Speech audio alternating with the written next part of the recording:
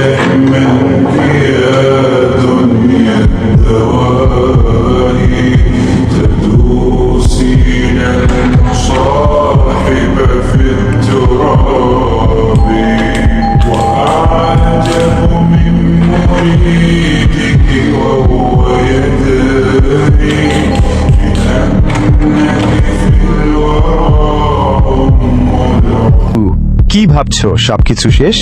যদি এমন কোনো দোয়া থাকতো যা পড়লে এসব বিপদ থেকে বেঁচে আসা যায়?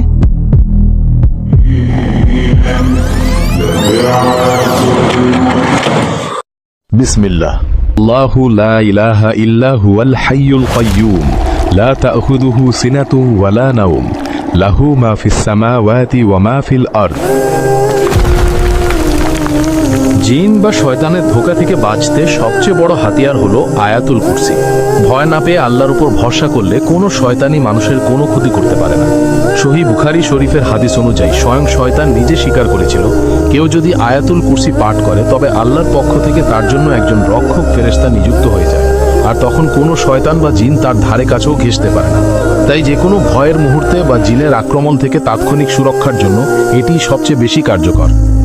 মানে কে যেন অদৃশ্যভাবে মুখের উপর বালিশ চেপে দিচ্ছে, কি একটা ভয়ঙ্কর সিচুয়েশন চিন্তা করে। তো ওর ভিতর দিয়েও মনে হচ্ছিল যাক শেষবারের মতো অন্তত আয়াতুল কুরসিটা পড়ি।